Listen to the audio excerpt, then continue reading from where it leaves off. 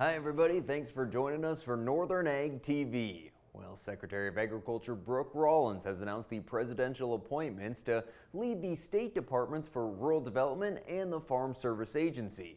In Montana, a familiar face returning as Mike Foster will once again lead the FSA across the state. He served in that position in the first Trump administration before becoming Department of Ag Director under Governor Gianforte. In North Dakota, farmer Tom Campbell was appointed Director for Rural Development, and returning to lead the North Dakota FSA office is Brad Thykesen, who also held that position in President Trump's first term. And in Wyoming, Tyler Harrison, who recently served as field representative for Congresswoman Harriet Hageman, was appointed as State Director for Rural Development. Well, switching over to the Montana legislature, a central focus for this session was property taxes as lawmakers worked to help taxpayers and relieve that burden.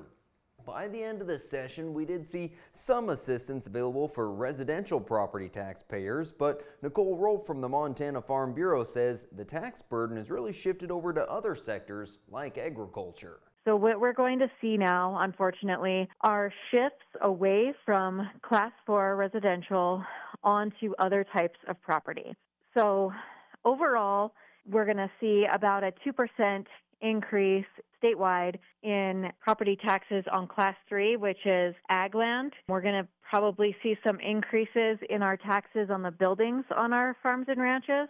Well, 40 leaders from across the livestock industry recently gathered in Denver for the Common Ground Summit to try to find areas of consensus that the industry can move forward on. They centered on topics like tax-friendly ag policy, ag risk management tools, access to labor, flexibility for livestock haulers, support for young producers, and innovation and sustainability.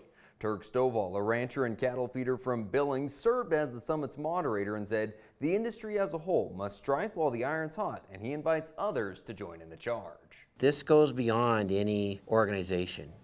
This goes to say, hey, us as cattle producers, these are the things we really need, and we really need them now. But as land goes out of production, as producers don't come back to the farms, at what point do we wake up in the morning and we find out we can't feed our country? And it really becomes beyond a livestock industry issue. It becomes a national security issue. And so right now is the most important time for us to be talking about these things. And with bull sales season pretty much at an end here, Kurt Kangas from the American Angus Association has put together some of the figures from this year's sales season that really was historically strong. Kurt covers Montana and Wyoming, and across the region, 17,000 head of bulls were reported sold. That's up 600 head from last year. The average across the 5 major breeds right at $8,000, up 15% or $1,000 from a year ago. Our network's Colton Young is going to be sitting down with Kurt for a podcast discussion today, so be looking for that soon in your podcast feeds. Stay with us. We'll be back for today's markets after this. From the beginning, we've worked closely with farmers. BNSF's ties to the agricultural community go back 175 years.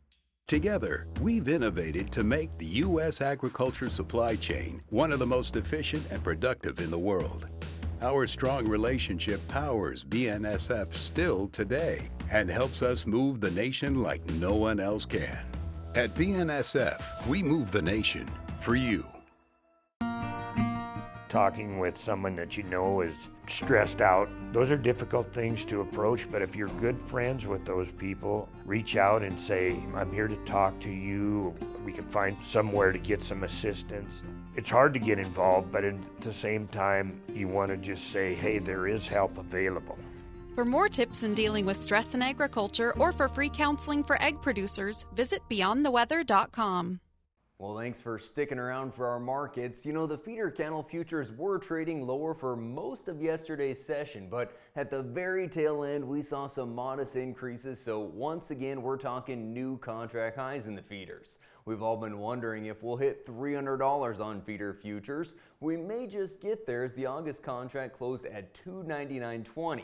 Certainly seeing support from box beef right now as wholesale prices remain very strong here at the start of grilling season, and that's encouraging packers to pay up for cattle. The cash market was record high last week with live sales averaging near $221 and dressed up to almost $350 on the average. At Montana Livestock Auction, the feeder market was dollars higher. 5-weight steers sold up to $440, 6-weights $330 to $382, 7-weight steers $290 to $320, and the 6-weight heifers $305 to $340. At Bowman Livestock this week, 3-year-old the broken mouth pair sold $32 1/4 to $3,600, and a big test of heiferettes $191 to $277. Some moderate gains in the wheat market Tuesday, a bit surprising given that the crop progress report showed the planting pace for nearly every crop running ahead of last year, and winter wheat conditions improving 2 points to 51% good to excellent. The Montana winter wheat coming in with some very high ratings, 79% good to excellent. That's more than double the 37% reported this time last year. Thanks for joining us for today's report. I'm Coulter Brown. Have a good one.